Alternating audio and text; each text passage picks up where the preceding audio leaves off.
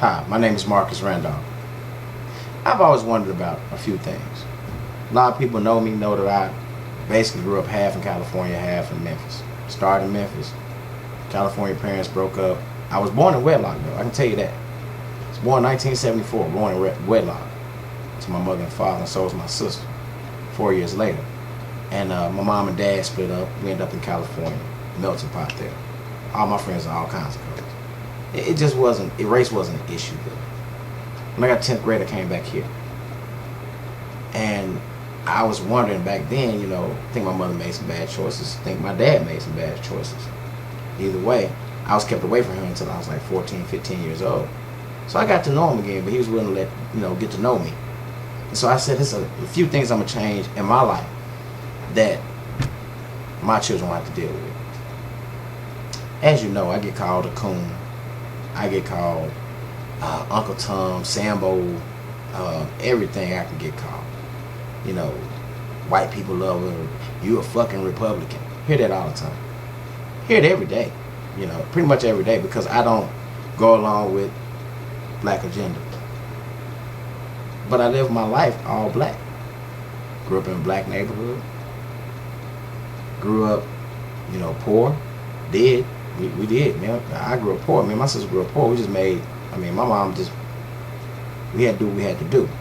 We made it though. Married a black wife, got black children. Some things in it I want to change though.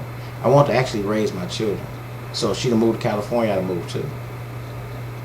A few things in there that I want to change is I won't have to get put on child support. I would just support my children. Not just monetarily, but actually be there for them. That's some things I want to change in my life. I never wanted to even have children until after I was married. So that's something my mother and father really instilled in me a long time ago. I look at the Michael Brown thing. Everybody's like, Marcus, you just not sympathetic to Michael Brown and his family. They left him out there for 4 hours. How many black young men and women that we find well after 4 hours is just left out there? The only reason why people are mad about it is because left out there by a white police officer. Because you ain't mad that Sally Sue, or you ain't mad that LaQuisha or Tyrone was left on the other side of the levee. And I grew up in Hyde Park, right here in Memphis. They left out there for days, uncovered, unburied, no sympathy for them. I watched Al Sharpton, Jesse Jackson, Spike Lee go to a funeral of Michael Brown. Like his death was more important of these other young kids, these other young folk. Al Sharpton, Jesse Jackson, even Barack Obama, Chicago. 81 people shot in one weekend. Mostly black on black crime. You had nothing to say. You didn't send nobody to no funerals. You didn't do none of that. You sent 3 representatives up to that funeral, but none of y'all go to these funerals. These kids are dying every day. These young folks are dying every day because we lack the knowledge. I'm going to tell you something about being a black man right here in Memphis, Tennessee.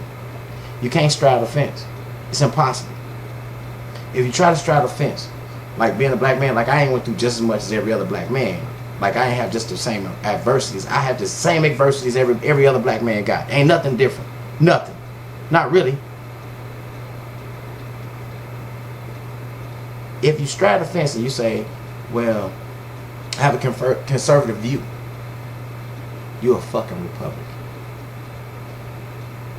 Well, I get done by a white guy. I get done bad by a white guy. This happened. This actually happened to me. I actually got done bad by a white guy. And out of anger, it really had nothing to do with nothing else. I was talking about the Will Lynch letter. Because the Will Lynch letter, we don't even know. I don't think it was wrote by a white guy. They said it was. Will Lynch never existed. They said it could have been wrote by a black guy. We don't know. It's one of those black history things we just don't know about. Because I researched it and researched it and researched it. I don't even know. But at the same time, I said that. All I said was the Will Lynch letter. All my white people that listened and got upset. They just, you ain't nothing. And I said out of anger. I said it because a white guy did just do something to me. He did. And I felt it was wrong. But because I said that, I was made to look like a black person. I was made to look like some nigga. And white people got away from it. They was like, I'm done with it. My white friends that really know me know I was mad as hell of how I got done. That's it. Nothing more, nothing less. My friends, my true friends, they stick by me. Whether I'm a fucking Republican or not, or I'm a coon, or whatever else. They know me. They know I think the black family has been hurting for a long time. They know that I feel like the black family needs to change things from within. I look at just the Ferguson thing, you know, with Michael Brown being killed. Folks rioting, tearing up their own neighborhood, stealing Brazilian hair weed. Really? That's how we work. Some hair that's not yours. That's what we work. Don't you feel like you work? Young man, right before they got manhandled, we don't know what really happened. We know the police went to the hospital. We know that this young man got manhandled. We know that, well, not young man, but the store clerk got handled. You know, strong arm. Do I feel like Michael Brown should have died? No. But was he doing the right thing to keep from dying? That's the question for me. But he died. And the only reason why he is much more important than all the rest of the young black people that's been killed in black on black crime is because it was a white cop. That's it. There is no other thing. You know, what about that young man that was killed over $5?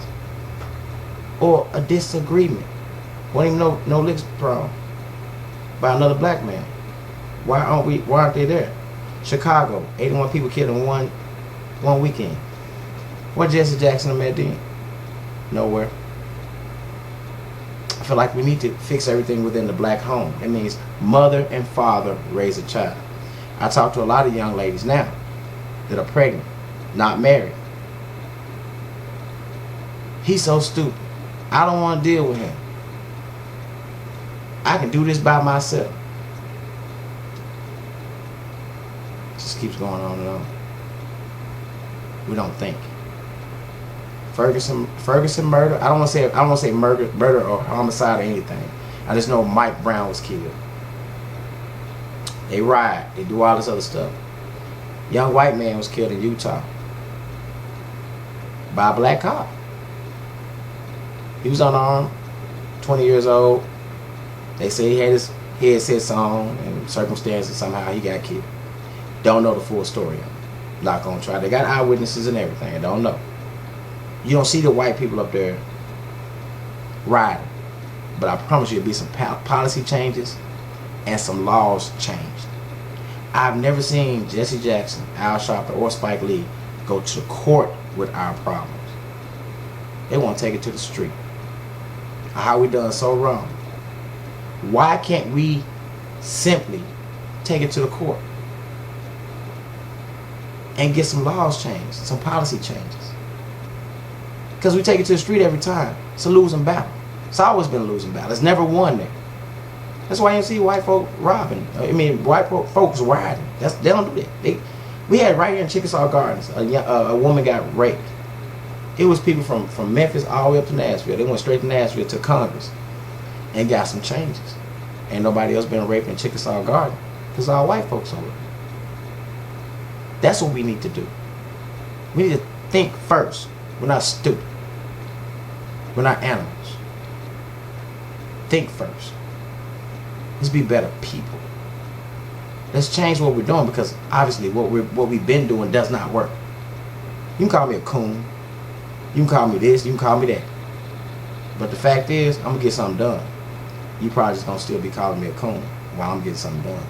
Just like those fellas that's still in the corner when I left and came back to Memphis. Man, you forgot about me. I didn't forget about you. You forgot about you. Let's get it. This crab mentality that we have here in the South is crazy. Why can't I climb the ladder, put my hand back, grab you, put you close to me, say, hey, take a couple of runs, and then you put your hand back and you pull me up? Every race does that except for black race. Every race does that. What we're not learning from that? I don't get it. I don't get it. I can't straddle the fence. I can't say right from wrong, because in the end, if I say I feel like this is wrong, I feel like this is right, somebody's gonna say, well, what about the white and black factor? Because you black. I don't know, because I've been talked bad to by white and black people for having no opinion about certain things. I have. Right now, they're doing something at work. Right now. Not playing with y'all. Serious business. Had nothing but all kinds of other supervisors. 5, to be exact. 5. The first 4, white, Mexican. 4 supervisors. Never had a problem. First time I get a black supervisor and a black manager, you get rolled up. So they feel like you're going to go ahead of them. They feel like you're a threat to their job. Ain't nobody trying to be no threat. Just trying to do my thing. I never step on any person to get ahead. That's the one thing I won't do.